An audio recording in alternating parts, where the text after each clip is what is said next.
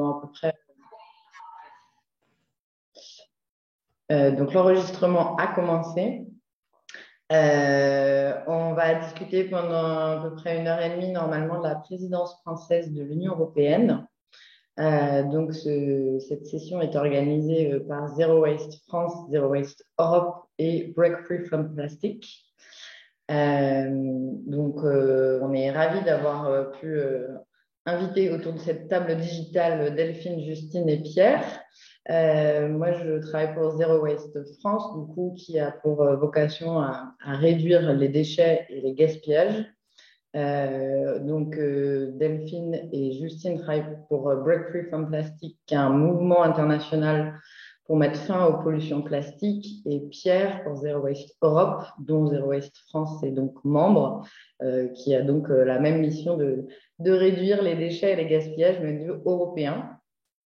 On a prévu un petit déroulé avec des présentations pour replacer un peu le contexte sur du coup cette présidence française de l'Union européenne, les différentes institutions, les enjeux, l'organisation, quelles sont les interactions au niveau local, national, international, parler aussi des lobbies et du coup de la place des ONG dans les débats européens. Et ensuite, on parlera en particulier de 2 sujets. Il y a multiples sujets dans le cadre de cette présidence française de l'Union européenne, mais on va faire un focus particulier sur l'export et sur le lien entre plastique et climat. N'hésitez pas, si vous avez des questions, à les mettre dans le chat ou dans le petit onglet que vous avez en dessous, Q&R, questions et réponses. On prendra vos questions au fil de l'eau ou dans une deuxième session, plutôt questions-réponses à la fin. C'est un sujet qui est assez technique, qu'on va essayer de rendre le plus accessible possible. N'hésitez vraiment pas si vous avez des questions, des détails, des choses que vous ne comprenez pas, des choses que vous souhaitez qu'on développe plus en détail. Voilà pour commencer. On va directement commencer avec Justine. Je te laisse la parole. Merci Juliette, bonsoir à tous. Je vais essayer de partager mon écran, même si ce n'est pas vraiment ça que je veux. Alors, ça arrive.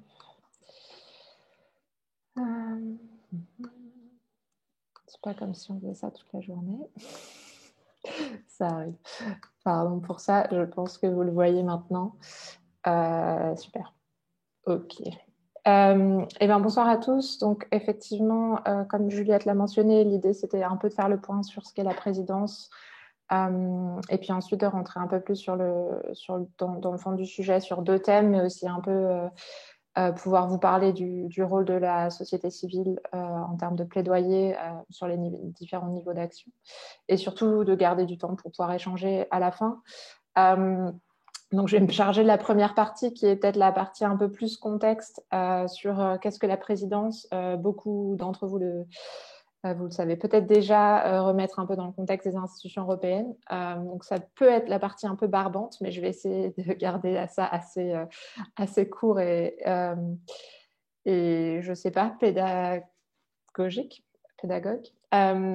Donc, pour ce qui est des institutions européennes, je voulais juste faire un petit rappel pour tout le monde et puis peut-être que c'est nouveau pour d'autres parce qu'on dit souvent la présidence de l'Union européenne, mais en fait, c'est plutôt la présidence du Conseil de l'Union européenne. Donc, c'est un peu plus ciblé. Il y a 3 grandes institutions au niveau des institutions européennes. Donc, il y a la Commission européenne qui est l'institution qui est un peu la gardienne des traités de l'Union européenne, et je vois que ma slide n'a pas été complètement traduite sur ce point, autant pour moi, et qui propose tout ce qui est législation européenne. Donc ça va vraiment être la personne qui a, je dirais, le stylo et qui écrit les législations.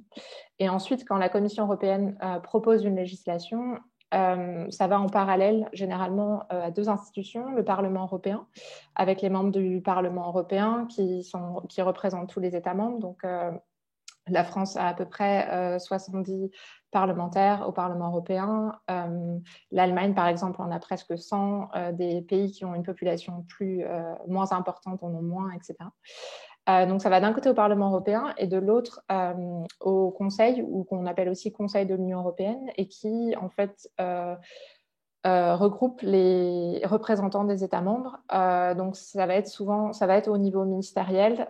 Donc, par exemple, sur les questions d'environnement, ça va être les ministres chargés de l'environnement dans chaque pays de l'Union européenne. Si on parle d'agriculture, ça sera les ministres en charge de l'agriculture, etc. Et donc, la présidence, c'est vraiment la présidence du Conseil avec un système de rotation. Je voulais faire vraiment la distinction entre le Conseil de l'Union européenne et le Conseil européen, parce qu'il y a parfois des confusions qui sont justifiables au regard du nombre d'institutions européennes. Le Conseil européen, il réunit les chefs d'État et de gouvernement. Donc, en France, ça serait plutôt au niveau du président. Et ce Conseil européen, il a beaucoup plus un rôle de direction stratégique, je dirais, mais il n'est pas impliqué dans vraiment les discussions au niveau de la législation et des législations européennes. Donc, pour ce qui est de la législation européenne, on a vraiment la Commission européenne qui propose, le Parlement qui va discuter et amender de son côté, le Conseil qui va faire un peu la même chose de son côté. Et ensuite, on a très souvent de ce qu'on appelle des négociations tripartites ou des trilogues, où ces trois institutions se mettent ensemble pour trouver un compromis finalement et un texte final. Donc, comme je disais, la présidence du coup de l'Union européenne, la présidence française à l'heure actuelle, c'est la présidence du Conseil. Et donc, cette présidence, elle dure 6 mois. Là, la présidence française a commencé le 1er janvier, elle finira le 30 juin. Et comme c'est une période très, très courte et généralement, les priorités prennent plus de temps que ça pour être mises en œuvre, il y a un système de trio de présidence où en fait 3 présidences à la suite ont un programme commun. Donc à l'heure actuelle, c'est un trio avec la France, la République tchèque et la Suède qui suivront la présidence française. Et donc ils ont déterminé un programme commun avec un certain nombre de priorités, ce qui permet d'avoir un peu plus de vision parce qu'effectivement 6 mois c'est très très court.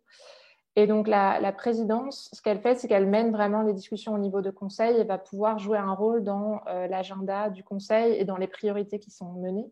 Parce que s'il y a des sujets qui sont particulièrement importants pour ce pays, qu'ils considèrent vraiment importants, ils vont pouvoir pousser un peu plus à l'agenda que d'autres sujets. Et un rôle très important de la présidence aussi, c'est qu'ils vont... Le pays qui a la présidence, donc en ce moment la France, va vraiment représenter le Conseil et mener toutes les négociations dans ce qu'on appelle les trilogues, ces négociations tripartites. Et là, vraiment, le poids de la présidence est assez important parce qu'ils doivent trouver un compromis et aider à trouver un compromis final avec les autres institutions également. Donc voilà. Pour ce qui est de la présidence française, vous avez peut-être vu que l'économie circulaire et la croissance verte ont été identifiées comme des priorités.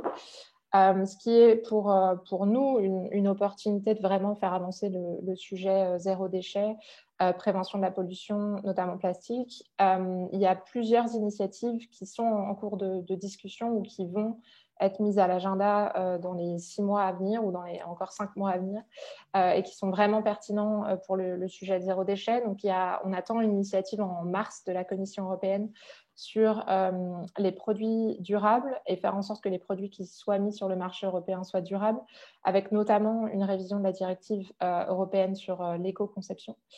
On attend aussi un texte d'ici quelques mois sur les emballages. C'est la directive emballage et déchets d'emballage et qui vise vraiment à mettre en place un certain nombre de mesures et toutes les conditions que les emballages doivent respecter pour pouvoir être sur le marché européen. Et là aussi, il y a vraiment une grosse opportunité de mettre fin à certaines pratiques de suremballage, à s'éloigner de l'emballage à usage unique pour revenir sur des systèmes de consigne, de réemploi, de l'emballage réutilisable. Et il y a aussi 2 gros sujets qui sont déjà à l'agenda et que la France, dans sa présidence, va continuer, qui sont les questions de l'export des déchets et la question de la législation climatique qui est en train d'être adoptée au niveau de l'Union européenne. Et donc, Pierre et Delphine diront un peu plus là-dessus. Ce que je voulais dire, c'est qu'évidemment, on est c'est très positif que ça soit une priorité, mais c'est toujours bien de se rappeler que c'est une priorité parmi plein d'autres. C'est vrai, quand on travaille sur un sujet, on a l'impression, on est tellement concentré sur ce sujet que des fois on perd un peu la vision plus globale. Mais effectivement, il y a plein d'autres sujets qui sont une priorité de la présidence de l'Union européenne. Il y a plein de choses autour de la pandémie et Covid, évidemment, parce que tout ça n'est pas encore fini, et de l'approche européenne là-dessus. Peut-être pour noter que malheureusement, il y a très peu de... Dans le cadre des discussions sur la pandémie, il y a très peu d'importance qui sont pour l'instant données à la question des déchets qui sont liés à la pandémie, donc les déchets liés aux masques, par exemple, et autres, les tests, les autotests, etc. Donc, c'est aussi quelque chose qui peut être une opportunité de pousser ici. Et il y a d'autres priorités à l'agenda, notamment un gros sujet autour de la mise en place d'un marché digital et de la protection des consommateurs de ce point de vue-là, et plein de discussions autour de la sécurité notamment.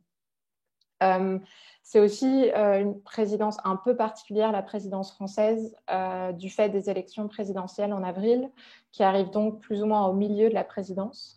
Donc déjà que 6 mois, c'est très court, mais avec une sorte d'incertitude sur ce qui se passe sur la deuxième partie de la présidence, parce qu'évidemment, on ne connaît pas le résultat des élections. On se retrouve finalement à une présidence qui reste plutôt de faire 3 ou 4 mois que 6 mois.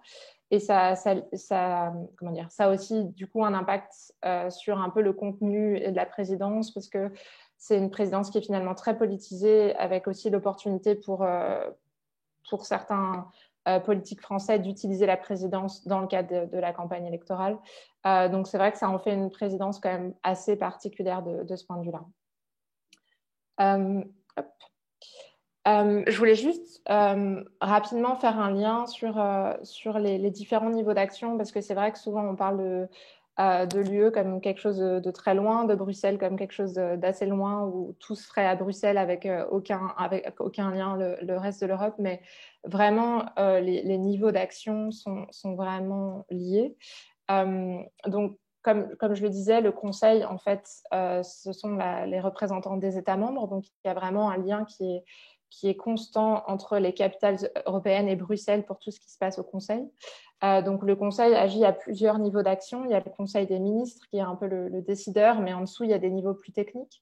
Et là, on va avoir des conseillers des ministères qui vont être impliqués, du staff qui est aussi à Bruxelles.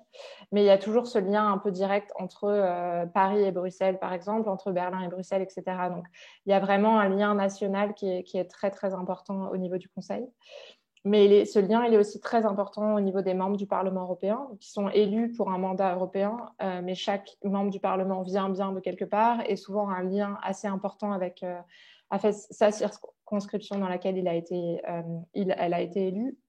Et donc, on voit qu'il y a vraiment un lien aussi entre le national et le local qui est très, très important. Et surtout, souvent au niveau européen, on voit que ça bouge quand il y a des choses qui se passent au niveau local et national. Donc, c'est souvent quand il y a des initiatives qui sont prises au niveau national. Par exemple, quand on a commencé à avoir des interdictions de sacs plastiques qui sont arrivées dans plusieurs pays au niveau au niveau de l'espace européen, ou un certain nombre de mesures qui ont commencé à être prises sur les microplastiques, par exemple, où là, l'Union européenne est venue intervenir parce que on a ce principe de marché européen, et que du coup, l'idée, c'est vraiment de garder des règles qui soient harmonisées au sein de l'Union européenne. Donc, on voit bien que quand on arrive à faire bouger les choses au niveau local et ensuite au niveau national, ça peut vraiment soutenir une action plus européenne, parce que la Commission européenne va se saisir du sujet en disant on doit agir, parce que sinon on va avoir un morcellement de législation au niveau de l'Union européenne, ce qui est vraiment contre les traités, j'ai envie de dire. Et ensuite, l'action au niveau local, elle est vraiment très utile pour montrer les exemples de bonnes pratiques et de ce qui peut fonctionner et de ce qui pourrait être répliqué à un niveau bien plus important. Donc, typiquement, la Commission européenne, quand elle développe ses législations, elle regarde les exemples qui existent déjà, et d'avoir des exemples très concrets, par exemple de consignes, de réemploi, etc., va pouvoir aider la Commission à être plus ambitieuse sur les mesures qu'elle adopte au niveau européen, en disant « Ok, on sait que ça marche, maintenant on veut en faire la norme au niveau de l'Union européenne, par exemple. » Et c'est pour ça ça représente un peu les organisations qui sont dans la salle, entre guillemets, aujourd'hui, représentent ça. C'est vraiment au niveau de la société civile, essayer de faire ce lien aussi entre les différents niveaux d'action. Et c'est ce qu'évidemment fait Zero Waste France avec beaucoup d'entre vous, avec les groupes locaux, etc. C'est aussi pour ça qu'on a un lien très fort entre Zero Waste France, Zero Waste Europe, et ensuite plus largement le mouvement sur le plastique au niveau européen et global, parce qu'on sait l'importance de ces liens et on sait que c'est grâce au fait qu'on a plus ou moins un pied un peu partout en Europe, à Bruxelles, mais aussi dans les capitales et aussi au niveau local, et qu'on peut remonter l'information et échanger les informations entre les différents niveaux d'action, qu'on arrive ensemble à avoir beaucoup plus d'impact. Et donc vraiment, ce lien n'est vraiment pas à négliger, et tout ce qui est fait au niveau local soutient finalement des politiques ambitieuses au niveau national et européen.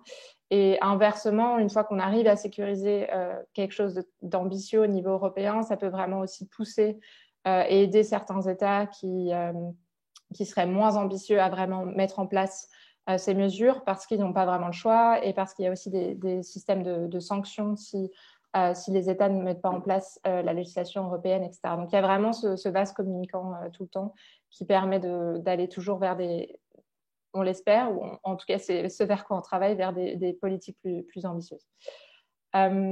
Et puis, je vais passer la parole à Delphine qui va vous parler un petit peu des lobbies, parce qu'évidemment, il y a le rôle de la société civile et les recommandations qu'on apporte, mais on n'est aussi pas tout seul à parler aux institutions européennes. Non, on n'est pas tout seul. Justine, il va falloir que je te mette en mute. Ah, ça va trop vite. Tu peux revenir en arrière? Ouais, voilà. On n'est pas tout seul. Et je voulais juste revenir sur le terme lobby et lobbying pour ceux qui n'en connaîtraient pas la racine, puisque c'est un terme anglais. Et lobby, ça veut concrètement dire couloir. Et lobbying, c'est le travail d'influence dans les couloirs. Donc, c'est tout ce qui se passe dans les espaces qui sont non monitorés, non publics, où justement, il y a des cercles d'influence. Alors, ça ne ressemble plus exactement à ça, en tout cas dans les costumes. Ça ressemble encore moins à ça avec la pandémie, parce que beaucoup de choses vont se passer par téléphone, en ligne, etc. Mais ça reste quand même des cercles d'influence. Il faut savoir quand même que les institutions européennes sont quand même très majoritairement composées d'hommes de classe aisée qui fréquentent les mêmes cercles, que ce soit sportifs ou autres, et les lobbyistes de l'industrie aussi. Donc, il y a de la proximité. Ils vont souvent leurs enfants vont souvent dans les mêmes écoles quand ils en ont, etc., etc. Donc, il y a vraiment une proximité à Bruxelles. Bruxelles, c'est la ville européenne où vous avez le plus de représentation des entreprises et de lobby industriel. Tout le monde a son bureau à Bruxelles, ou en tout cas avait son bureau à Bruxelles avant la pandémie, pour pouvoir aller au cocktail, aux événements de réseautage, aux conférences, aux expositions, etc., etc. Et pouvoir, une fois qu'un tel ou un tel d'une institution européenne a parlé, l'attraper dans le couloir et lui susurrer, pas des mots doux, mais en tout cas quelques propositions, et voilà, donner des chiffres sortis du chapeau ou pas. Mais voilà, l'idée, c'est quand même que il y a cet appareil politique qui fait son travail, mais qui fait son travail avec beaucoup d'informations qui viennent dans tous les sens. Et c'est d'ailleurs une des raisons pour lesquelles la Commission européenne finance beaucoup les ONG européennes. Et c'était vraiment une volonté particulière de la Commission européenne d'avoir des fonds dédiés pour les ONG pour qu'elles puissent venir faire contrepoids et produire de la connaissance et produire de l'information pour venir apporter d'autres sources d'informations que celles que les industriels vont donner gratuitement, mais qui sont en général biaisées puisque alignées avec leurs intérêts économiques, mais vont donner gratuitement aux décideurs politiques dans le processus d'élaboration des lois. Donc voilà, ça c'est une petite aparté, mais pour dire qu'on est encore complètement là-dedans, qu'aujourd'hui ça prend d'autres formes avec la pandémie, qu'on a un peu de mal à surveiller, puisque auparavant tous les rendez-vous physiques sont enregistrés via ce qu'on appelle le registre de transparence européen. Donc tous les lobbies, y compris les ONG, ont un numéro individuel, et dès qu'on a une réunion publique, donc c'est-à-dire dès qu'on a un rendez-vous avec quelqu'un d'officiel à la commission, on doit fournir ce numéro, et dans ce registre, on peut avoir accès à un tel a rencontré un tel jour à telle heure. On ne sait pas le contenu, mais on peut aussi demander accès aux documents de la réunion, etc. Aujourd'hui, ça va se passer avec des coups de fil, ça va se passer avec parfois des réunions Zoom qui ne sont pas forcément enregistrées. Donc, il va y avoir tout un tas de choses qui se passent qu'on ne peut plus voir.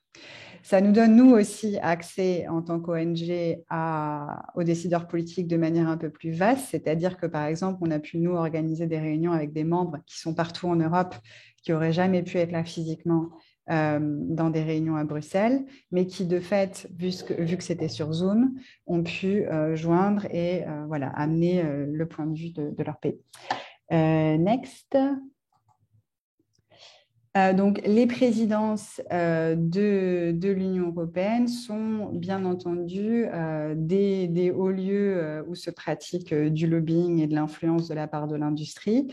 Là, c'est un exemple de ce qui s'est passé pendant les négociations sur la directive sur les plastiques à usage unique en 2018, pardon.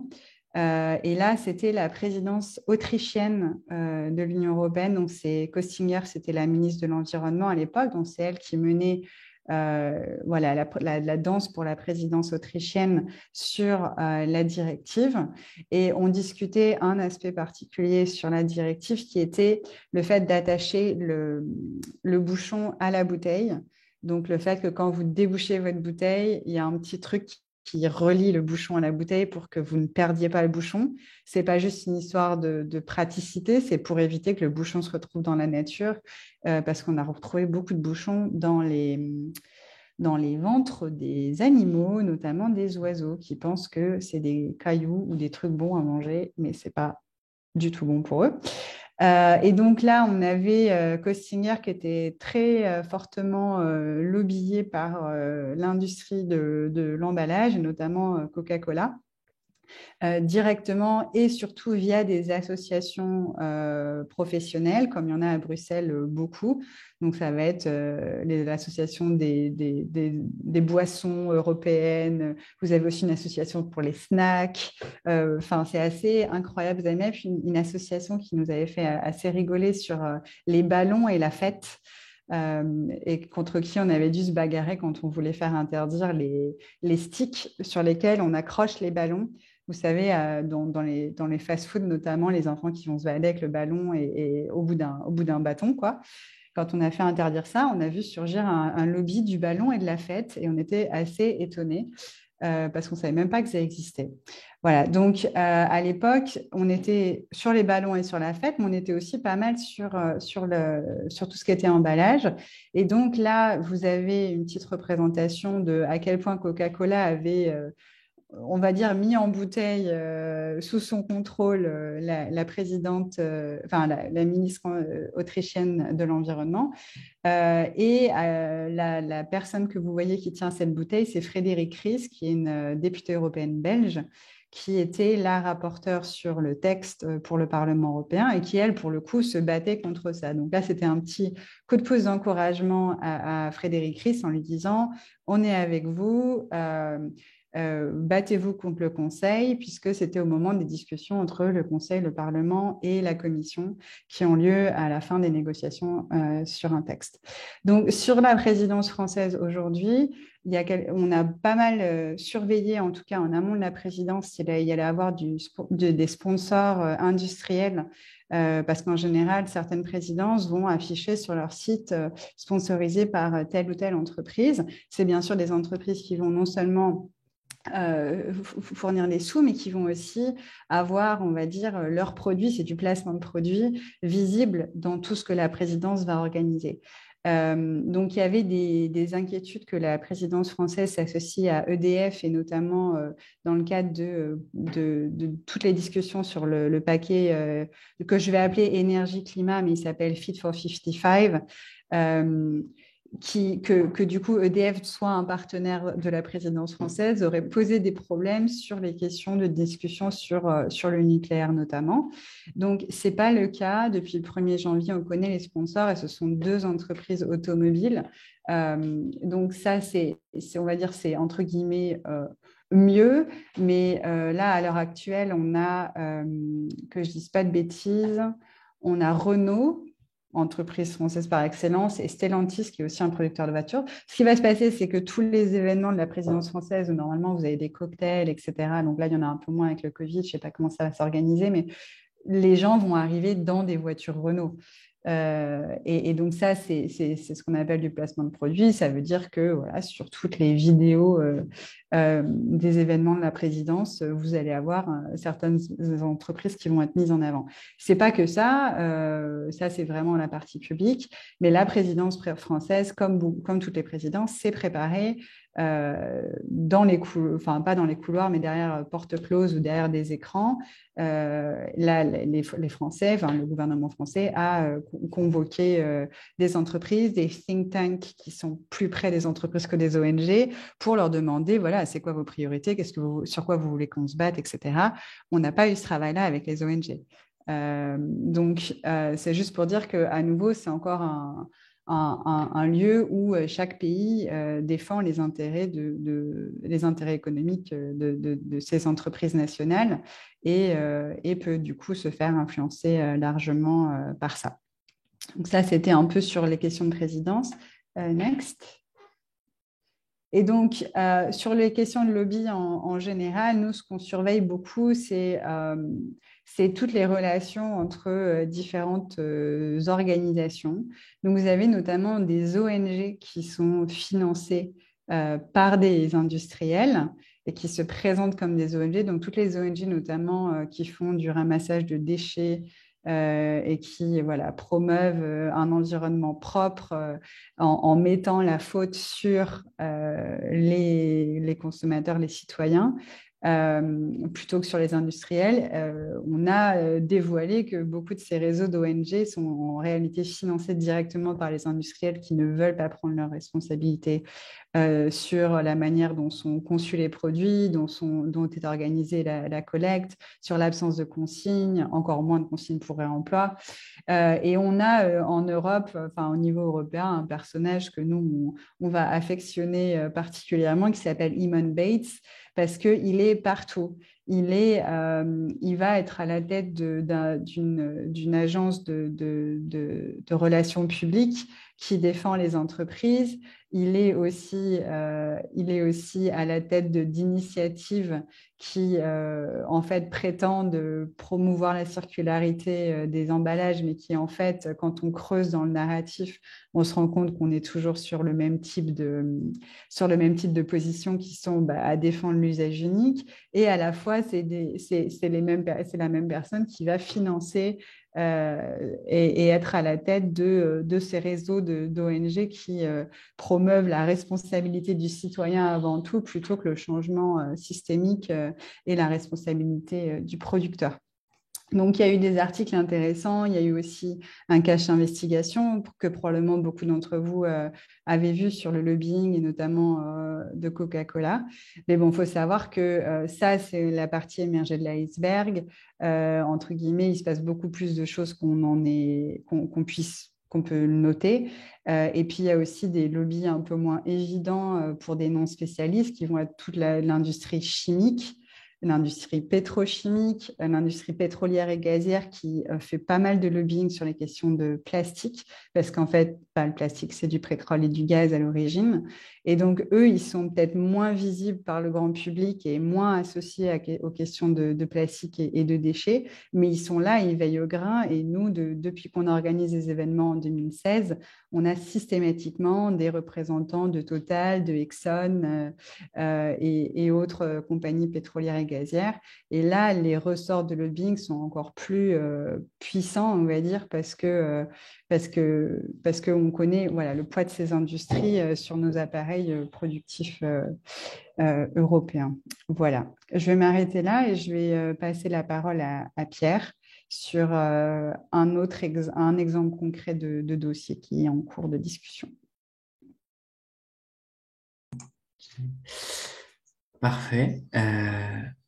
Bonjour à toutes et à tous. On va parler de l'export des déchets. Est-ce que tu peux changer de slide? Merci. C'est un sujet qui est assez à la mode en ce moment. Et on avait beaucoup d'exemples de transferts de déchets illégaux, notamment en Asie et en ce moment un peu en Turquie, enfin majoritairement en Turquie. C'est un sujet qu'on a vu arriver il n'y a pas si longtemps, parce que jusqu'en 2018, la majorité de ces déchets allaient en Chine. Et la Chine absorbait environ 50% des déchets mondiaux. Tout allait en Chine. Et à un moment, en 2018, la Chine a mis des barrières, a interdit l'import de ces déchets, ce qui a fait que ces flux de déchets qui allaient de l'Europe à la Chine ont un peu changé, ils sont allés un peu partout en Asie, et les pays d'Asie du Sud-Est notamment. Et ces pays-là se sont un peu réveillés et se sont rendus compte qu'ils n'avaient pas très envie de recevoir une bonne partie des déchets européens ou américains. Et donc, il y a des pays qui ont mis en place des interdictions ou des restrictions pour l'importation des déchets. Et il y en a même qui ont renvoyé des conteneurs de déchets qui étaient illégalement importés. On a vu des cas notamment en Malaisie, au Vietnam, au Sri Lanka, par exemple. Et donc, voilà. Mais donc, c'est un sujet qui est arrivé sur la scène on va dire européenne depuis peu longtemps et avec tous les objectifs de recyclage, d'économie circulaire, de l'Union européenne qui veut être un petit peu un modèle à ce niveau-là, c'est un souci. Et donc, il y a l'idée en ce moment, au niveau de l'Union européenne et dans le cadre aussi de la présidence française, de traiter de ce sujet et de trouver des manières de le résoudre. Est-ce que tu peux changer de slide? Ouais. J'ai mis quelques données. L'idée, c'est pas d'être trop compliqué, mais c'est juste pour montrer la quantité de déchets qui sont exportés. Donc pour 2020, provenant de l'Union européenne, on peut voir qu'il y a quand même une bonne partie qui va en Turquie. Donc il y a près de 14 millions de tonnes de déchets qui vont en Turquie. Le reste va aller en Inde, au Royaume-Uni. Et ça, c'est très récent. C'est justement du fait des restrictions qu'il y a eu vers les pays d'Asie du Sud-Est. Et maintenant, il y a beaucoup de déchets qui vont en Turquie. Merci. Et là, ça devient encore plus compliqué dans les chiffres. Mais si vous pouvez juste regarder à la troisième ligne, c'est le plastique. Le plastique, c'est le troisième type de déchet qui est exporté en dehors de l'Union européenne. Donc là, évidemment, en premier, ça va être le métal et l'acier. Ensuite, c'est le papier. Ensuite, c'est le plastique. Plastique, c'est 2,4 millions de tonnes en 2020. Pas besoin de retenir les chiffres, mais juste de retenir que le plastique, c'est quand même très léger. Mais c'est quand même en troisième position de la quantité de déchets exportés en dehors de l'Union européenne. Donc, ça prouve qu'il y a bien un problème avec le plastique et avec l'exportation des plastiques. Voilà. Donc ça, c'est un peu les grosses visions pour l'Union européenne. Et j'ai fait un zoom sur la France. Et là, malheureusement, j'ai pas les qualités graphiques des gens qui travaillent pour l'Union européenne. Donc, c'est un tableau un peu sec. Mais l'idée, c'est juste que vous l'ayez là. Je pense que vous aurez accès à la présentation et à l'enregistrement ensuite. Mais c'est de voir la quantité française face à l'Allemagne. Donc, vous avez un petit peu les quantités et on voit quand même que par rapport à l'Allemagne, la France exporte moins. La France va être plutôt bon élève en matière d'exportation des déchets et des déchets plastiques, même si on pense qu'il y a sûrement des problèmes dans les données, parce que les pays qui exportent le plus en Europe, ça va être la Belgique, les Pays-Bas et l'Allemagne, qui sont aussi les pays avec les plus grosses activités portuaires au sein de l'Union européenne. Donc voilà. Mais la France n'est pas trop mauvaise là-dessus. Ouais, tu peux changer de... Merci. Et ensuite, là, vous pouvez juste voir les destinations d'export des déchets plastiques. Alors ça, c'est spécifiquement, cette slide-là, c'est spécifiquement sur les emballages. Et donc, vous pouvez voir que la France exporte beaucoup quand même au sein de l'Union européenne. Et si vous regardez juste à droite, je pense que c'est ça un peu qui est important, c'est qu'il y a un taux de recyclage des emballages plastiques en France qui est de 26,9%. Et qu'il y a environ la moitié de ça qui est recyclé en France et l'autre moitié qui est recyclé en dehors de la France. Donc, même si ça va au sein de l'Union européenne, et non pas en dehors de l'Union européenne, il y a quand même la France exporte beaucoup d'emballages plastiques. Il me semble que j'avais eu des chiffres de Citeo qui disaient qu'il y avait seulement 1% des emballages français qui étaient exportés. Je serais curieux d'avoir les chiffres exacts derrière tout ça parce que ça me paraît un peu improbable. Voilà. Est-ce que tu peux... Je ne veux pas les slides. Ben, c'est pas grave. Mais voilà, c'était un petit peu pour les chiffres sur l'export des déchets plastiques et spécifiquement sur la France. Maintenant, je sais que le concept de transfert des déchets, c'est toujours un peu compliqué et un peu obscur. Donc là, je vais juste essayer de répondre à deux questions qui sont pourquoi on exporte des déchets et comment on exporte des déchets de manière illégale. Pourquoi on exporte des déchets c'est parce que tout simplement, au sein de l'Union européenne et en France, on en produit trop et on n'a pas la capacité de les traiter. Donc, ce qu'on va faire, c'est qu'on va les envoyer ailleurs et ça va même souvent coûter moins cher de les envoyer en dehors de l'Union européenne parce qu'on va les envoyer dans des pays où les coûts sont moins élevés. Ce n'est pas un hasard que les déchets plastiques, je sais pas, allemands, belges ou français, ils ne vont pas aux États-Unis, ils ne vont pas au Japon, ils ne vont pas au Canada, ils vont dans des pays où va y avoir d'un côté une main-d'œuvre qui va être peu chère et de l'autre côté une législation ou en tout cas une surveillance de la législation environnementale qui va être moins forte. De ce fait-là, quand on envoie un conteneur de déchets plastiques, il y a une partie qui va être recyclée, mais une autre partie qui, ce qu'on appelle les chutes ou ce qui ne va pas être pouvoir recycler, il va falloir soit malheureusement l'incinérer ou l'enfouir. Et ça va coûter cher en Europe parce qu'il y a des règles, alors que dans des pays où il y a moins de contrôle et il y a où la main-d'œuvre est moins chère, ça va coûter justement moins cher en général. Donc, c'est pour ça qu'on va exporter. Comment on va exporter c'est un peu ce dessin-là que vous avez en face, tout simplement. Il y a une entreprise qui est payée pour traiter des déchets, qui va se rendre compte que c'est trop cher de les traiter dans l'Union européenne et qui va les mettre dans un conteneur, qui va mettre du plastique qui est pas trié, du plastique qui est contaminé, du plastique qui n'est pas recyclable.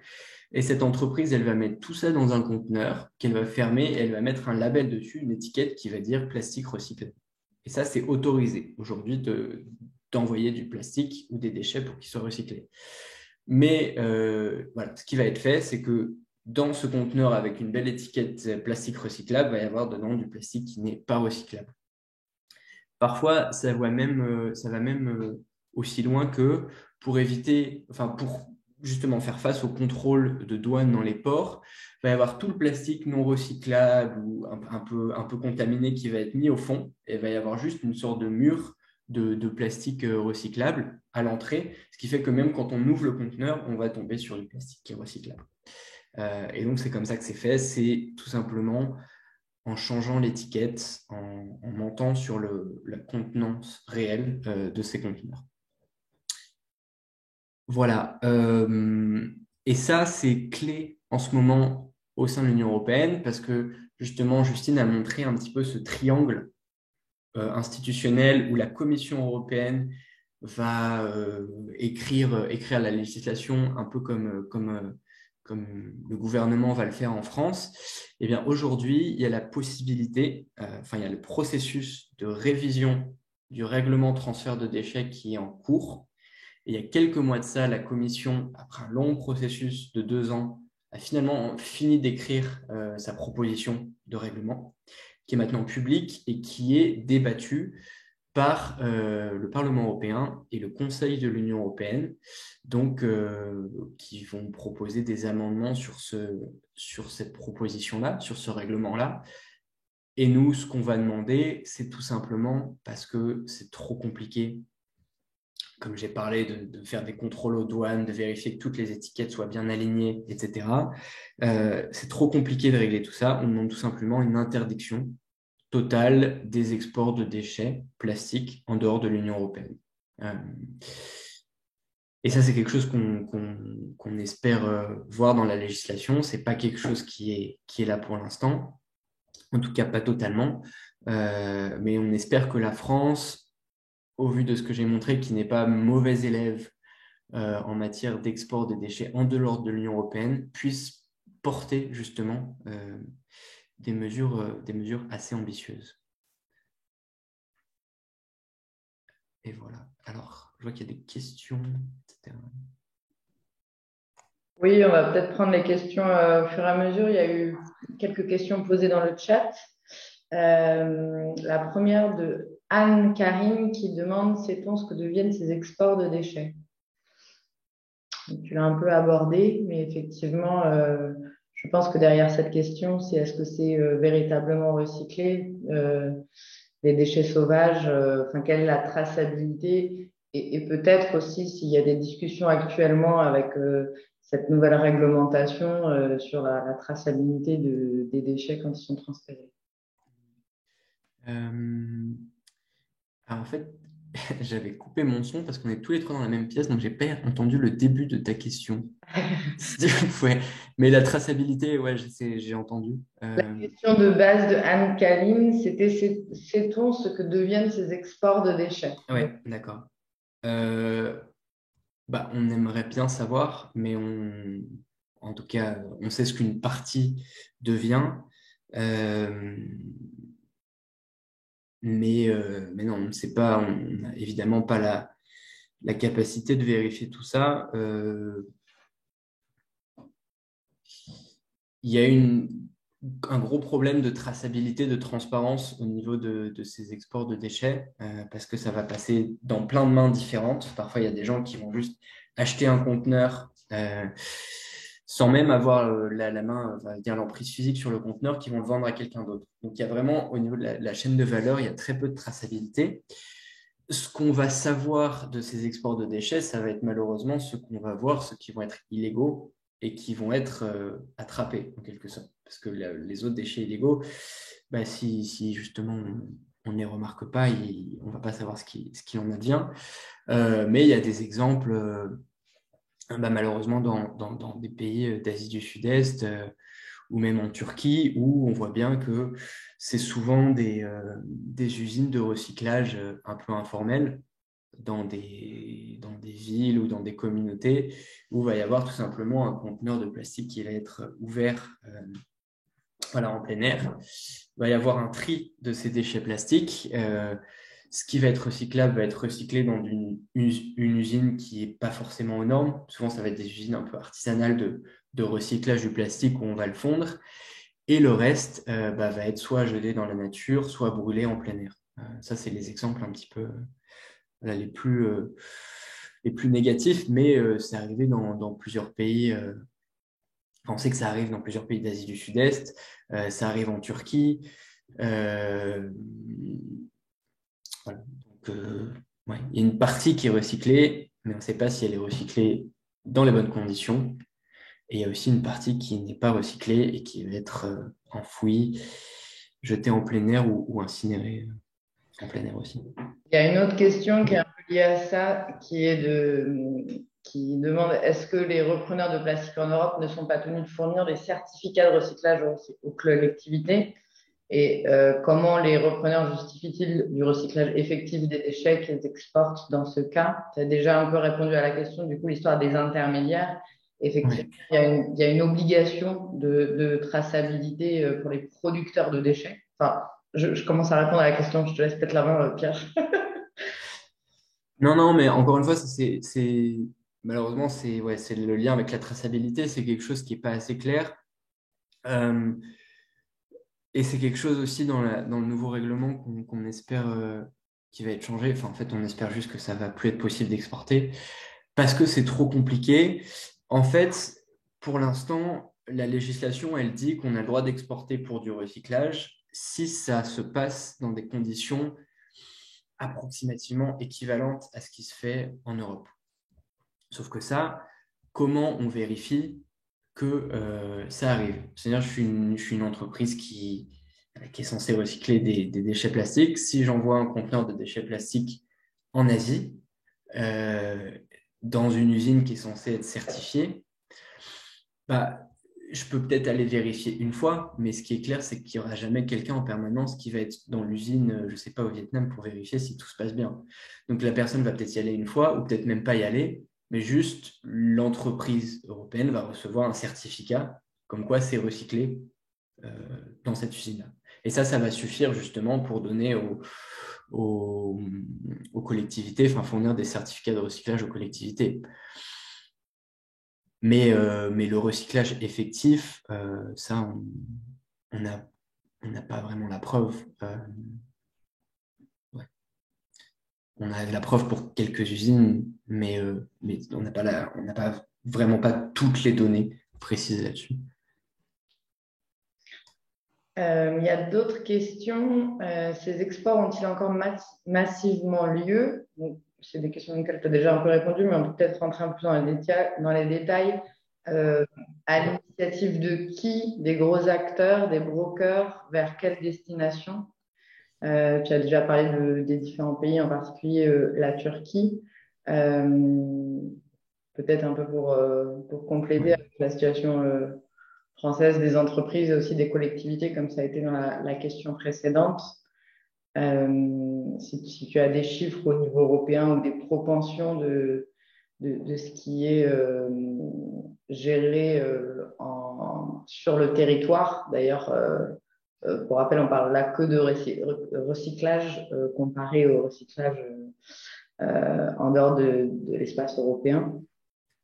Est-ce que tu veux compléter sur ce sujet-là? Euh, oui. Non, en fait, les destinations, ça change, ça fluctue énormément. Donc en 2020, c'était beaucoup la Turquie. Après, la Turquie a mis en place des sortes de restrictions. Et pendant quelques mois, ça s'est un peu calmé. Mais ce qu'on voit, c'est que maintenant, on commence à avoir les chiffres de septembre-octobre 2021. Et ce qu'on voit, c'est que ça remonte en Turquie. Euh, mais donc, ces données, elles sont, enfin, ces flux, ils oscillent vraiment entre pays d'Asie du Sud-Est, Vietnam, Malaisie, maintenant ça va un peu plus en Inde et Turquie, même si la Turquie, de par sa proximité, devient un gros pays importateur des déchets européens.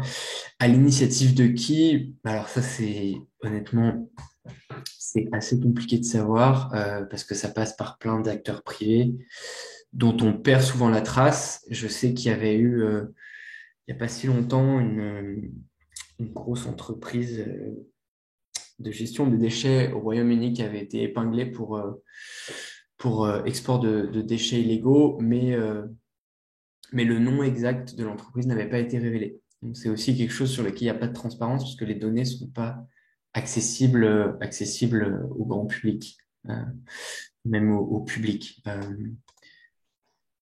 Mais oui, du coup, la destination, elle change, mais ça a encore lieu énormément. Est-ce que Delphine, tu voudrais donner quelques exemples sur ce sujet?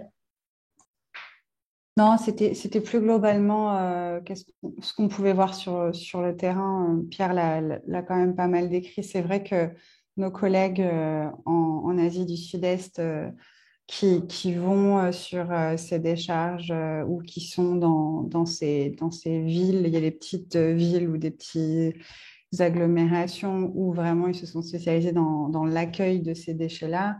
quand ils se baladent autour, voilà, ils récupèrent des emballages et ils voient des marques et des langues qui viennent un peu partout chez nous. C'était d'ailleurs une des raisons pour lesquelles, en fait, la Chine a fermé ses frontières à un certain nombre de déchets, comme l'a dit Pierre. En fait, c'est pas parce qu'ils reçoivent plus de déchets, parce qu'en fait, ils récupèrent ce qui va être... c'est ils font faire le travail de sous-traitement par les autres pays d'Asie du Sud-Est, en fait.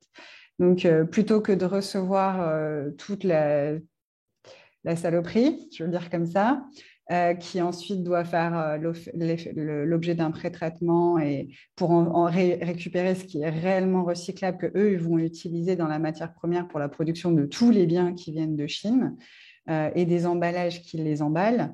En gros, avant, ils recevaient directement tout. Et ça faisait trier ça, ils faisaient trier ça par des petites entreprises familiales ou des plus grosses dans les ports chinois. Aujourd'hui, c'est des endroits qui sont déserts, mais ça ne veut pas dire qu'ils ne reçoivent plus les déchets européens ou américains ou japonais, etc.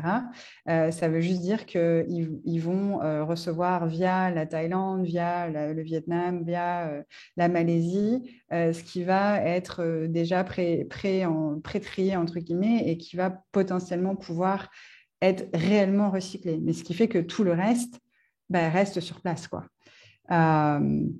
Et il y a aussi, bien entendu, une partie de ça qui va être brûlée. Il y a dans certains documentaires, vous pouvez voir des usines de tofu en Indonésie où en fait la matière première pour transformer le tofu, pour créer la chaleur, c'est brûler le plastique qui vient d'arriver de l'autre bout du monde et qui ne peut pas être recyclé, quoi. Donc ça, c'est plutôt des exemples réels de la vie. Ce n'est pas des statistiques et ça ne vous donne pas une idée de à quel point c'est le lot commun de ces déchets-là, mais en tout cas, c'est des choses qui se passent tous les jours et qui, dans certains pays, se passent de plus en plus. D'autres commencent à mettre des restrictions, donc ça se passe aussi un peu moins. Mais voilà, c'est ce sur quoi nos collègues dans ces pays-là travaillent. Merci Delphine. Il y a d'autres questions sur les chiffres. Effectivement, comme l'a dit Pierre, il y a un problème de transparence et d'information, donc on ne va pas revenir sur les chiffres complétés, mais on pourra par la suite transmettre des informations si besoin. Je vais juste prendre une dernière question avant de passer au sujet suivant. Une question qui dit, mais au final, qui contrôle, qui enquête les ONG, les douanes? Donc, c'est au cœur de notre débat aujourd'hui, le rôle des ONG et peut-être aussi leurs moyens inhérents pour aider au respect des lois. Est-ce que, Pierre, tu veux compléter du coup sur ce sujet-là? Ouais. Juste sur la question d'avant, et non pas sur les chiffres, mais sur le fait que ce soit anecdotique, ce qui se cache derrière l'export des déchets et des déchets plastiques, c'est pas une question enfin, en tout cas, c'est mon avis, c'est pas une question de pourcentage de ce qui est recyclé, etc. C'est avant tout une question de surproduction des déchets au niveau européen et d'une dynamique quand même très asymétrique, parce qu'on parle du bloc de pays le plus riche au monde, on parle du bloc de pays qui est censé avoir le meilleur modèle de gestion des déchets au monde, qui en vient à exporter ces déchets dans des pays qui sont moins riches, dans des pays qui ont des capacités de traitement et de collecte des déchets qui sont moins développées, en tout cas moins sophistiquées que ce qu'on a en Europe. Donc derrière tout ça, j'ai envie de dire que même si c'est une petite partie, s'il n'y a rien d'anecdotique, c'est représentatif d'une dynamique de pouvoir qui est injuste et inégale et qui permet un petit peu de se voiler la face sur sur notre propre responsabilité. Je m'emporte un peu, mais je reviens à la question sur qui contrôle et qui enquête. C'est le sujet, effectivement. Merci pour ce rappel. Et quand même, nos trois associations ont pour vocation à réduire les déchets. Et du coup, là, on parle beaucoup de recyclage, mais c'était un très bon rappel. Merci, Pierre. Je te laisse enchaîner, du coup, sur le contrôle et le rôle des institutions, des douanes et des ONG et les marges d'amélioration et potentiellement, du coup, les débats dans le cadre de cette QFUE qui permettraient d'améliorer ça? Euh, ouais, parfois on se perd un peu dans ces contrôles, dans ces chiffres, etc. Mais c'est vrai que voilà, la solution, c'est avant tout de réduire et de plus exporter avant tout. Euh, pour les contrôles, bah alors c'est un peu compliqué, c'est un peu tout le monde. Évidemment, à la base, c'est censé être les douanes. Euh, mais les douanes, elles ont pas assez de moyens. Je sais par exemple, il me semble que c'était en Indonésie où le gouvernement avait mis en place spécifiquement des sortes de groupes d'intervention pour dénicher tout ça, mais ça coûtait extrêmement cher et c'était pas à eux de payer ça vu que c'était nos déchets. Mais sinon, il va y avoir aussi beaucoup d'organismes de lutte contre le crime. Donc il y a Interpol qui va travailler là-dessus. Il y a OLAF, l'agence européenne contre la fraude, qui va être active là-dessus. Euh, parce que vraiment, on parle de crimes, enfin de systèmes de trafic. Et, euh, et en France, bah, ça va être notamment, je me rappelle plus du sigle exact, mais voilà, l'agence française qui va lutter contre les infractions. Voilà. Mais les ONG ont malheureusement vu qu'il n'y a pas de transparence, il n'y a pas d'accès des données au public, on peut être là, mais on est malheureusement assez limité. Même si sur le terrain, justement, les assos citoyennes en Turquie, on est en contact avec Greenpeace et avec d'autres assos en Turquie qui font un travail sur le terrain, de chasser un petit peu ces endroits, ces décharges illégales. Mais c'est pas à elle de faire ça, ou en tout cas, il devrait y avoir plus de moyens dédiés à ça, et plus de transparence, pour qu'on puisse aussi montrer au public ce qui se passe à ce niveau-là. Merci Pierre. Et du coup, le rôle des ONG qu'on représente, et d'ailleurs, je me suis trompée au début, je ne l'ai pas cité, mais Zero Waste France est aussi membre de Break Free from Plastic. Et du coup, nos trois organisations, mais qui travaillent main dans la main aussi, qui font du plaidoyer, donc du lobbying, comme l'a expliqué Delphine tout à l'heure, pour que les réglementations soient plus ambitieuses et soient mieux respectées. Notre rôle de lanceur d'alerte, mais devant un chantier assez grand, mais beaucoup de choses sont faites et du coup, on compte sur vous aussi pour participer à ces mobilisations citoyennes pour que la réglementation soit plus forte et qu'elle soit mieux respectée. C'était ma petite transition pour aller vers le deuxième sujet. Donc, je te laisse la parole, Delphine, sur le lien plastique-climat. Désolée si on ne peut pas répondre à toutes les questions, mais on a aussi plein d'autres infos sur nos sites internet et on essaiera d'y répondre au mieux. Mais on a un deuxième sujet passionnant et n'hésitez pas à continuer à mettre vos questions au fur et à mesure dans Q&R ou discussion en bas de vos écrans. Ouais, merci Juliette. Plastique et climat, on pourra en parler environ pendant 6 heures. Donc, je vais essayer de la faire courte. Mais en fait, de commencer par le commencement. Parce que c'est vrai que souvent, quand on pense à plastique, on pense à déchets, on pense à déchets dans l'environnement et notamment dans les océans. On voit la tortue avec la paille dans le nez, on voit le dauphin qui est en train de s'étouffer avec un sac plastique ou le bébé baleine qui meurt à cause de plastique dans son ventre. Mais c'est vrai que pour nous, la question du plastique, elle commence à l'extraction du pétrole et du gaz.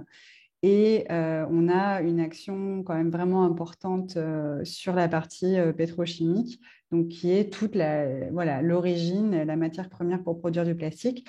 Et c'est pertinent particulièrement dans le cadre de la présidence française, parce qu'on discute donc de ce paquet énergie-climat qui s'appelle Fit for 55, qui notamment révise les règles qui s'appliquent au marché européen d'échange de quotas carbone, donc qui sont ces droits à polluer dont les entreprises bénéficient, qu'elles peuvent s'échanger sur un marché. Il y a de la spéculation sur ces droits à polluer.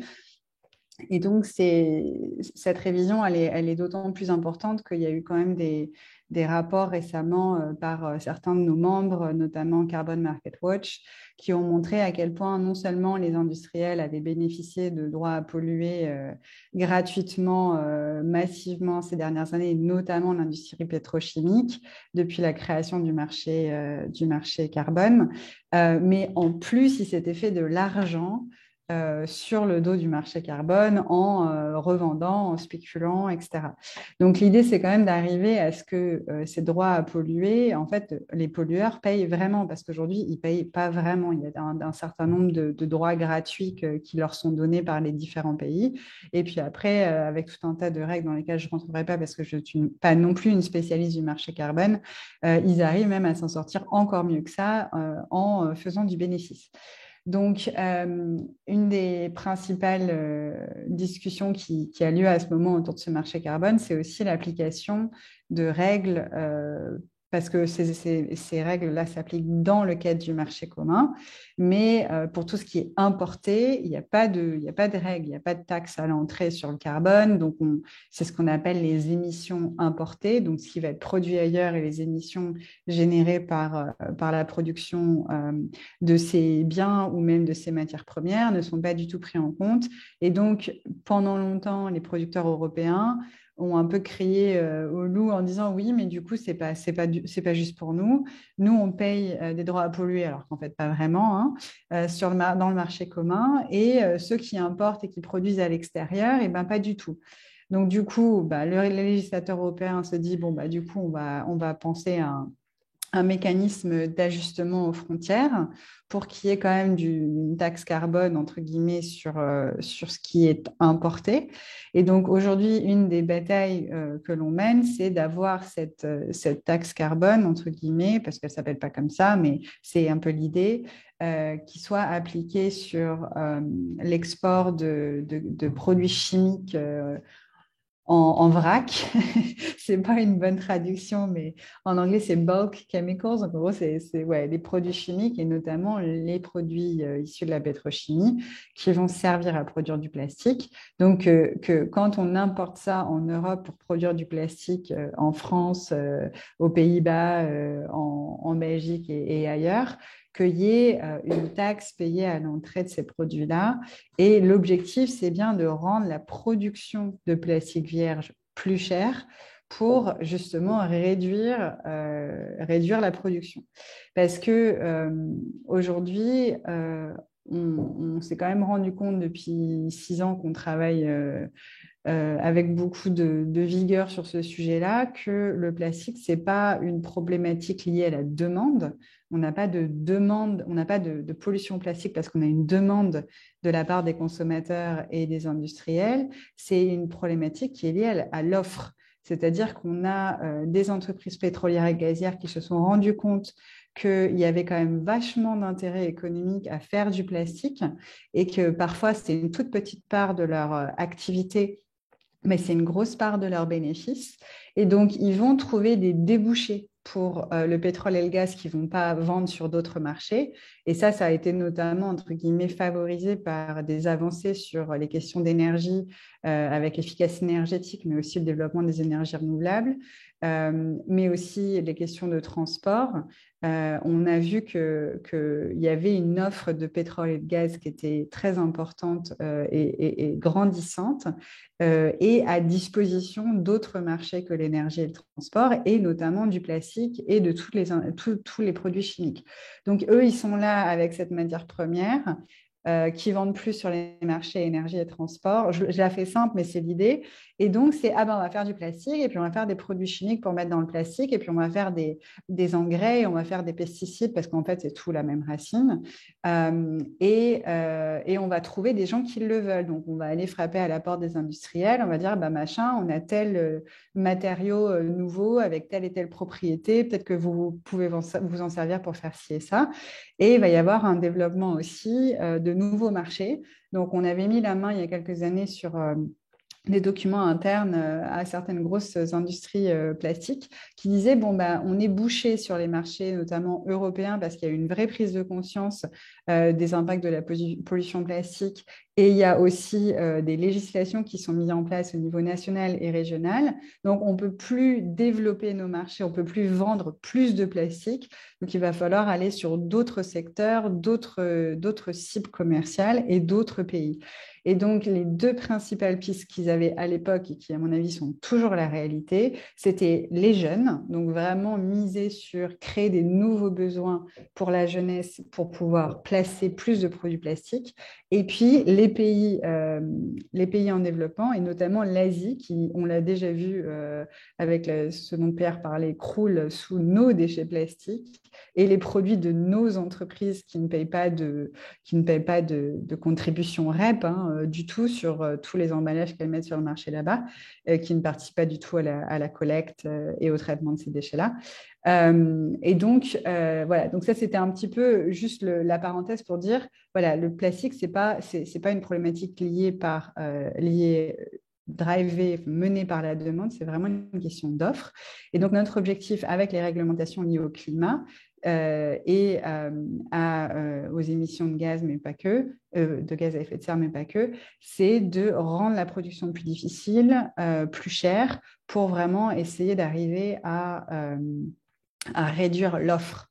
On travaille sur la réduction de la demande, pas des législations qui interdisent un certain nombre de produits, qui mettent des objectifs de réduction, qui mettent des objectifs de réemploi, mais on a besoin aussi de travailler sur l'offre, parce que c'est cette métaphore que vous avez peut-être déjà entendue, la métaphore du robinet. Je ne sais pas si vous l'avez déjà entendue, mais je vais la refaire. Désolée pour ceux qui la connaissent. La métaphore du robinet, c'est en gros, si vous arrivez chez vous et que vous vous rendez compte que votre parquet est inondé, vous n'allez pas commencer à éponger le parquet. Vous allez aller à la source de la fuite, ou si vous avez laissé un robinet ouvert, vous allez fermer le robinet d'abord. Donc, la pollution plastique, c'est ça. C'est qu'on a vraiment une production, et ensuite, les effets de ça va être, et les effets visibles de ça va être tout ce qui se retrouve dans l'environnement, tout ce qui est exporté, tout ce qui est incinéré, tout ce qui est mis en décharge, tout ce qui est recyclé ou pas. Mais au lieu de travailler uniquement sur cette partie-là, il faut vraiment qu'on remonte à la source et qu'on ferme le robinet, en tout cas qu'on réduise le débit de manière très, très drastique pour pouvoir avoir un impact réel sur ce qui vient après, quoi. Et donc, une des principales sources aujourd'hui de développement de l'industrie pétrochimique, c'est la production de plastique. Et le développement de l'industrie pétrochimique est un des principaux facteurs de développement de l'industrie pétrolière et gazière. Donc, tout ça est lié. Et puis, donc, si on la fait courte, le plastique est un des principaux facteurs de développement de l'industrie pétrolière et gazière. Et c'est réellement là que le problème est lié sur les questions de climat. Ce qui s'est passé depuis les années 2000 avec l'explosion des gaz de schiste, donc shale gas, que vous voyez sur la photo, ça veut dire gaz de schiste. Donc, dans les années 2000, on en a beaucoup parlé en Europe. On a beaucoup eu de mobilisation citoyenne autour de moratoires sur l'exploitation des gaz de schiste. Peut-être que certains d'entre vous en ont parlé, y ont participé. Donc, en Europe, on a dit massivement non, on ne veut pas de gaz de schiste, c'est polluant, l'extraction, etc. Et puis, on va aller vers des énergies renouvelables. Pendant ce temps-là, aux États-Unis, on a assisté à un développement complètement dérégulé de sites d'exploitation des gaz de schiste, parce qu'il s'avère qu'ils en ont beaucoup.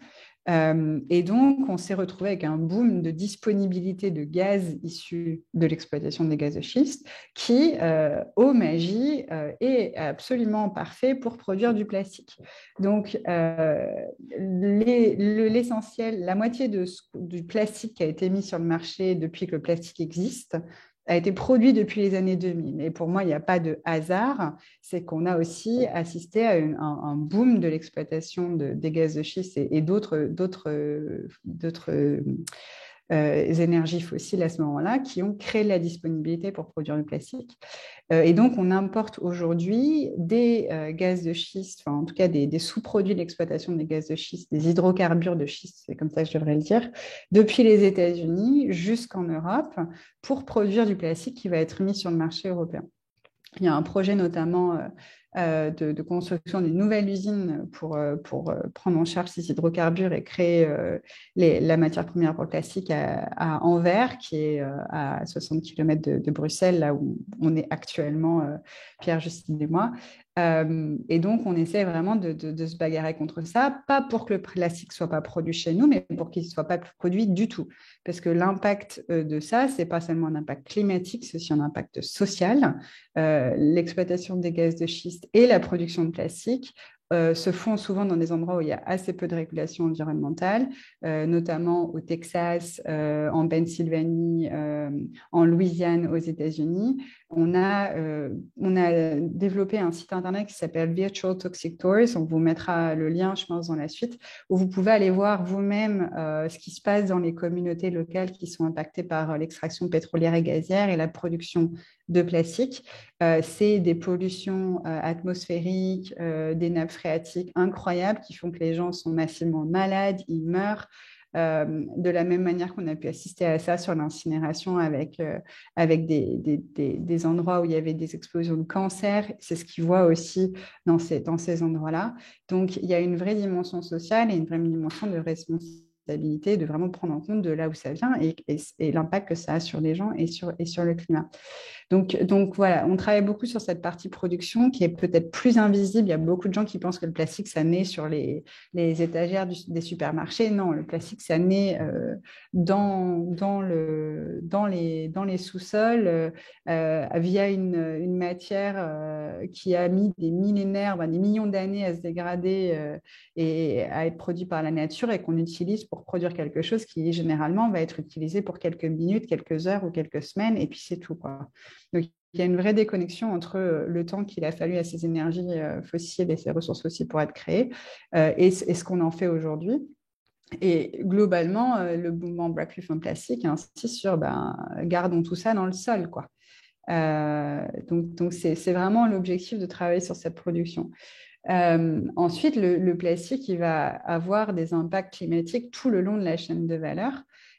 Et donc ça, c'est aussi des discussions qu'on va avoir. Tu peux mettre la suivante, Jo. C'est aussi des discussions qu'on va avoir au niveau européen dans le cadre du marché carbone, mais pas que.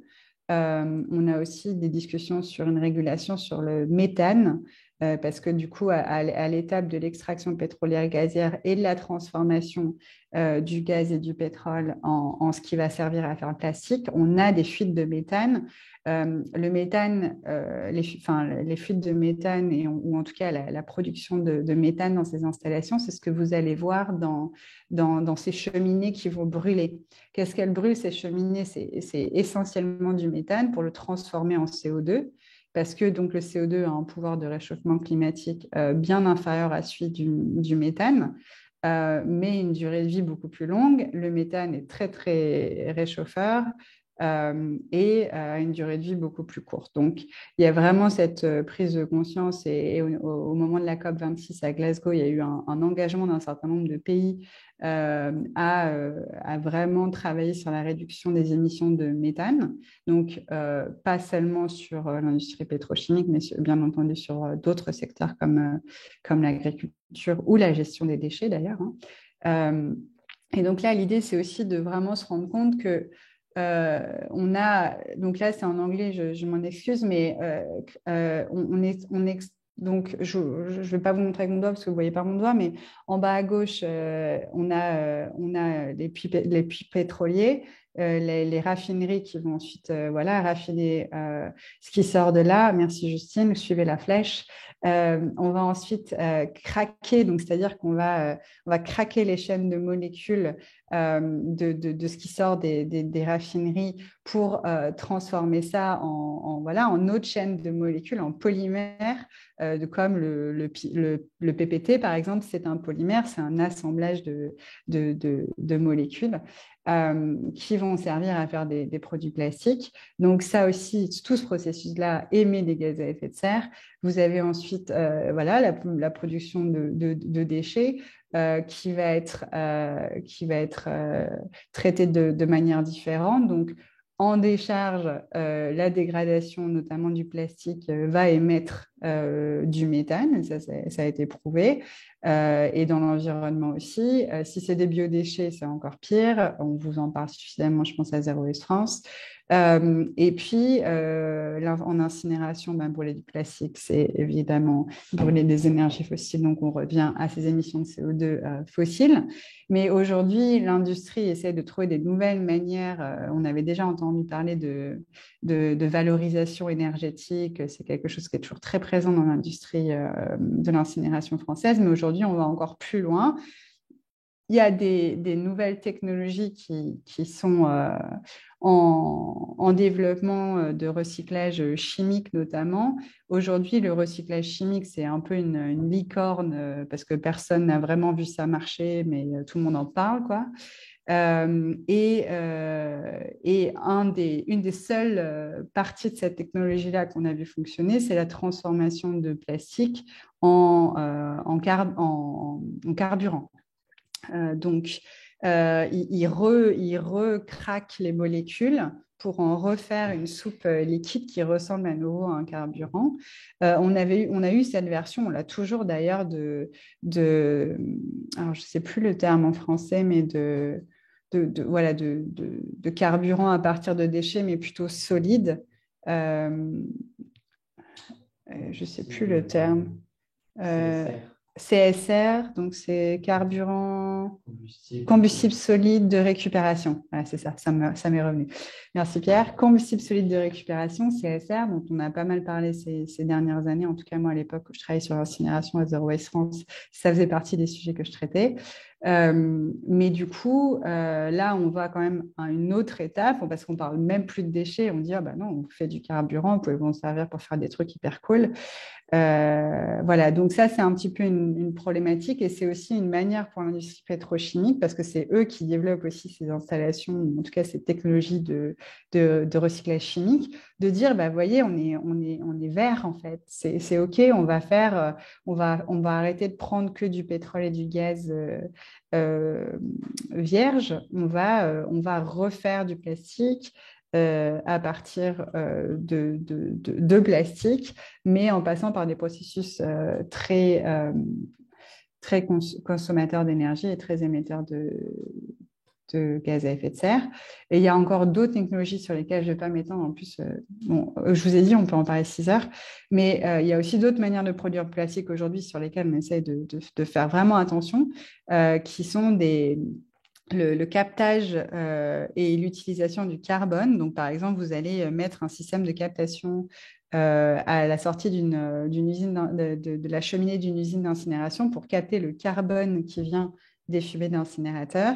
Et ce carbone-là va être utilisé dans la chaîne de production du plastique, puisque le plastique, déjà, il y a du carbone presque dans tout. Mais le plastique a une grosse composante carbone. Et donc, on va vous dire, ça, on réduit les émissions de gaz à effet de serre, on va mettre du carbone des émissions d'incinération dans du plastique. Et donc, ça, c'est tout un tas de technologies qui, aujourd'hui, dans le paquet Fit for 55, sont un petit peu regardées à la loupe pour voir comment on peut, de manière presque surréaliste et virtuel, réduire les émissions de gaz à effet de serre. Et donc, nous, on essaie vraiment de se bagarrer pour que seulement les choses qui sont réellement des méthodes de mitigation des émissions de gaz à effet de serre soient comptabilisées. Et que, bien entendu, tout ce qui va être transformation du plastique en carburant et autres soit laissé de côté et que les émissions de tout ce processus-là soit comptabilisé réellement à juste titre comme contribuant au réchauffement climatique. Voilà, donc c'était un peu long, mais encore une fois, on peut en parler longtemps. Voilà, et je crois qu'on est arrivé au bout de notre présentation et qu'il nous reste encore quelques minutes pour des questions. Merci beaucoup, Delphine. Effectivement, bravo pour avoir réussi à synthétiser en quelques dizaines de minutes sur ces sujets assez compliqués et techniques. Ça donne plein d'autres idées de webinaires, d'articles et de collaborations pour pouvoir partager tout ce qu'on fait dans nos ONG. Je ne crois pas qu'il y ait de questions. Du coup, je vous propose un petit tour de table final pour nous reconcentrer un peu sur la PFUE Et au regard des textes qui vont être discutés, alors, quel que soit leur niveau d'avancement dans le processus de réglementation européen, là, on a beaucoup parlé export, plastique, climat, et en introduction, on avait aussi parlé de tout ce qui est relatif aux produits durables et aux emballages. Je vous laisse à chacun un petit mot de la fin sur cette PFUE et du coup vos attentes sur certains de ces textes.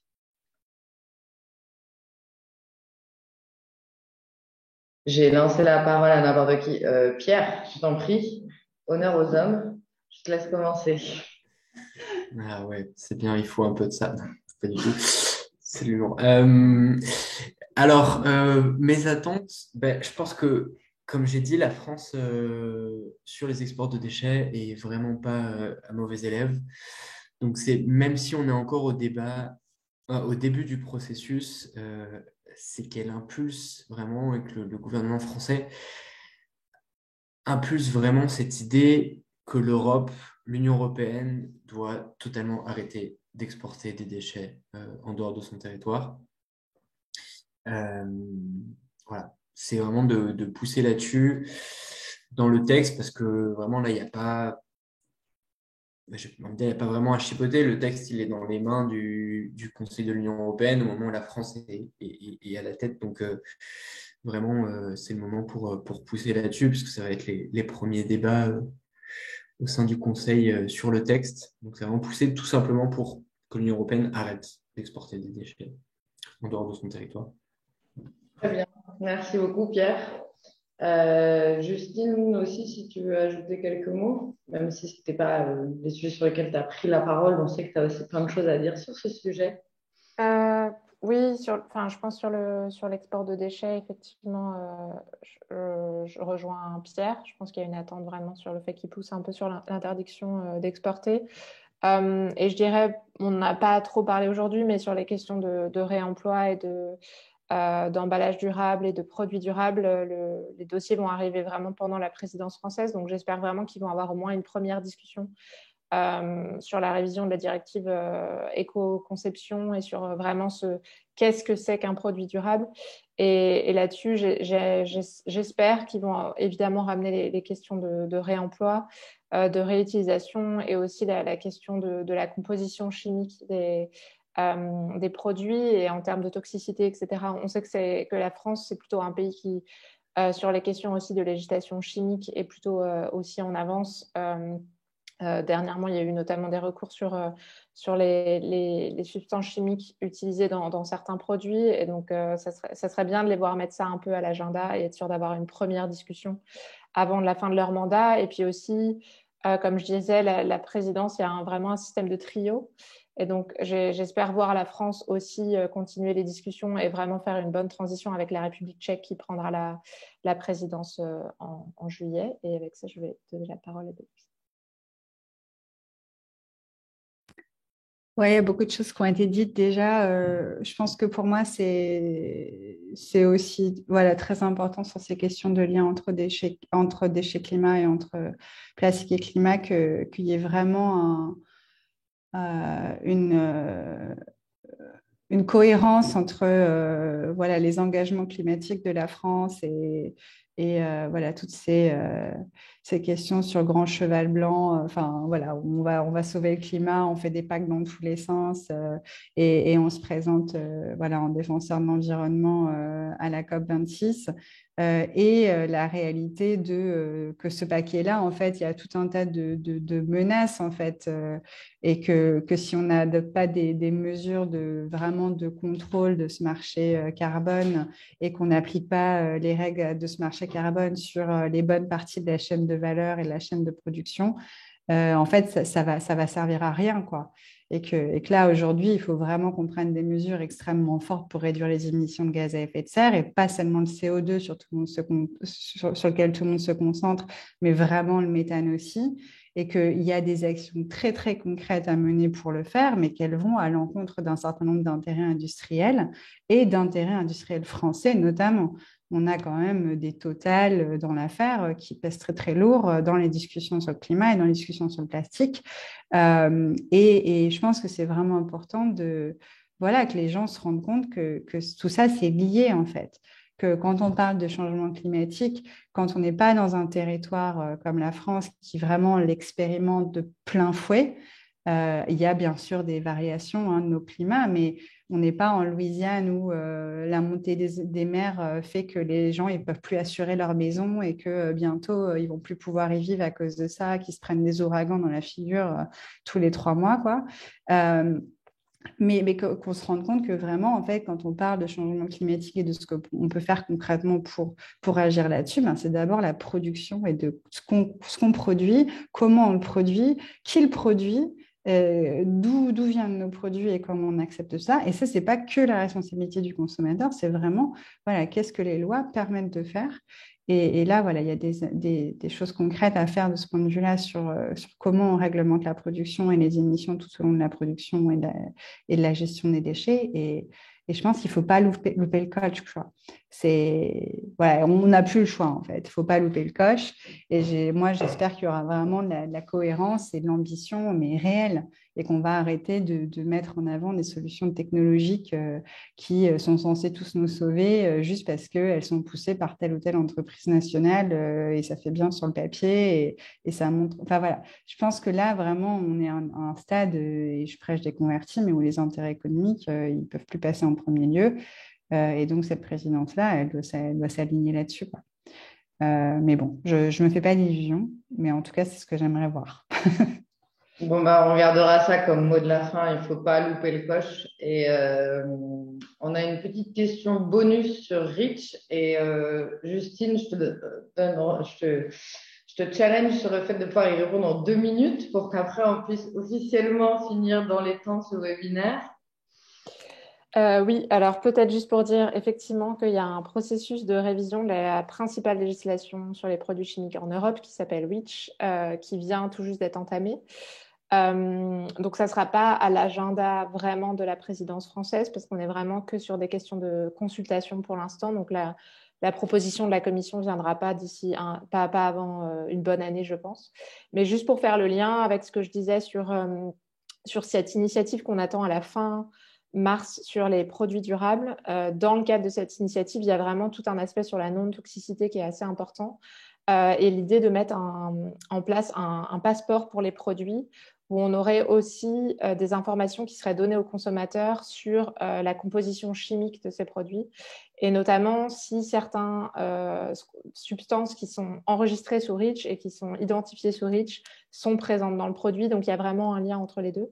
Donc, ça peut déjà être une avancée en termes de transparence vers les consommateurs. Et ensuite, la plus grosse avancée, je dirais, sera de vraiment améliorer la législation REACH pour prendre en compte, par exemple, des catégories de substances chimiques plutôt que de les interdire une à la fois. Donc, on voit le problème avec le bisphénol, par exemple. Le bisphénol A va être restreint dans son utilisation, mais on va avoir le bisphénol S qui a les mêmes impacts, qui ne va pas être le cas. Donc, REACH va pouvoir permettre de venir adresser un certain nombre de catégories de produits chimiques. Donc, ça va être très intéressant, mais avant qu'on arrive à cette révision qui aura lieu que dans 2-3 ans probablement, il y a déjà des opportunités sous la présidence française d'améliorer la traçabilité et la transparence sur les produits chimiques dans les produits. Et ça doit faire 2 minutes. Bravo, c'était vraiment la petite question bonus de la fin qui n'est pas facile non plus. Oui, du coup, pour finir dans les temps, et merci beaucoup d'être resté jusqu'à la fin. Je voulais remercier très sincèrement Pierre, Justine et Delphine de nous avoir rejoints et d'avoir co-organisé ce webinaire. Il y a aussi derrière les écrans Valentine et Théo qui ont participé à l'organisation de ce webinaire, donc merci à eux deux. Et puis du coup, c'est pas fini, on lâche rien et il faut pas louper le coche, comme disait Delphine. Donc certains d'entre vous sont déjà des membres de groupes locaux, donc continuez votre engagement continuer à vous informer à travers nos associations. On a des newsletters, on a beaucoup de contenu. On a parlé de l'importance de la transparence, de décrypter les chiffres, les fausses bonnes idées. J'espère qu'on vous a donné envie de lire les milliards d'articles qu'il y a sur notre site internet qui décryptent tout ça dans les détails. On a plein de propositions d'engagement, de participer à des mobilisations citoyennes, voilà, qu'on fait au fil de l'eau. On ne va pas en faire normalement spécifiquement sur cette présidence française de l'Union européenne, mais d'une manière générale sur comment militer et s'engager pour réduire les déchets et les gaspillages. Donc voilà, rejoignez notre mouvement si ça n'est pas encore fait. Très bonne soirée, très bon appétit et à très bientôt. Au revoir. Merci. Au revoir. Merci.